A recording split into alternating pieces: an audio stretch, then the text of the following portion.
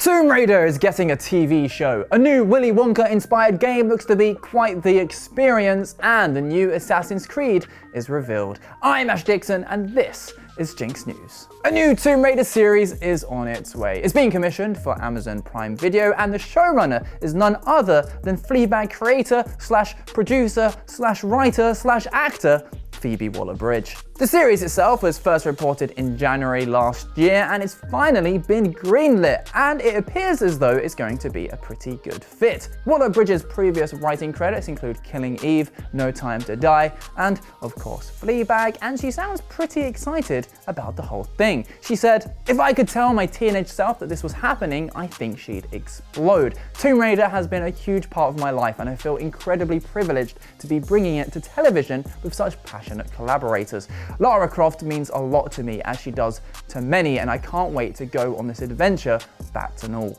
Having appeared in the latest Indiana Jones movie, she's no stranger to archaeological adventures, and yeah, I know it was a big steaming pile of turd, but she just appeared in it. She didn't write it, so there's a good chance this could be very decent. The TV series is part of a wider partnership between Amazon and Crystal Dynamics, with Amazon Games set to publish the next Tomb Raider title. No word yet on whether Waller-Bridge will be involved in that too, but if she is, it could be in very, very good hands. We should note though that this isn't the first Amazon project that she's been attached to. She was due to be part of the Mr. and Mrs. Smith series, but left due to creative differences. I still quite enjoyed it nonetheless. So while this may look like it's in the Fleabag, until we see it on Prime's homepage, we'll just have to wait and see. After all, while Amazon did make Fallout, they also made Rings of Power.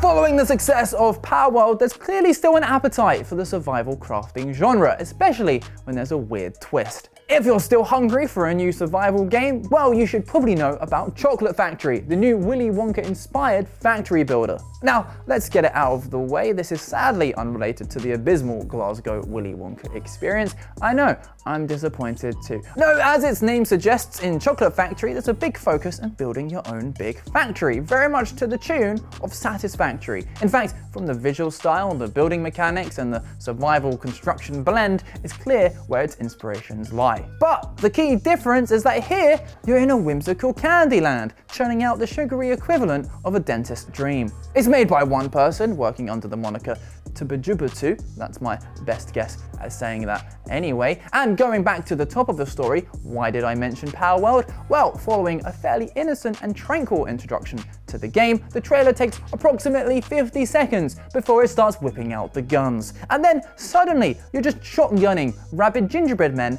in the face, or violently beating them to death with a rock candy club. Admittedly, the game is still fairly unknown right now, but with the prologue dropping on Steam next month, very soon people will be able to start sinking in their teeth. And while it might melt away into the background due to the now meme tier setting of Willy Wonka and the insatiable lust Steam users have for survival games, it does have all the ingredients to suddenly blow up. But what do you think? Does Chocolate Factory have potential? Are you burnt out from the survival games?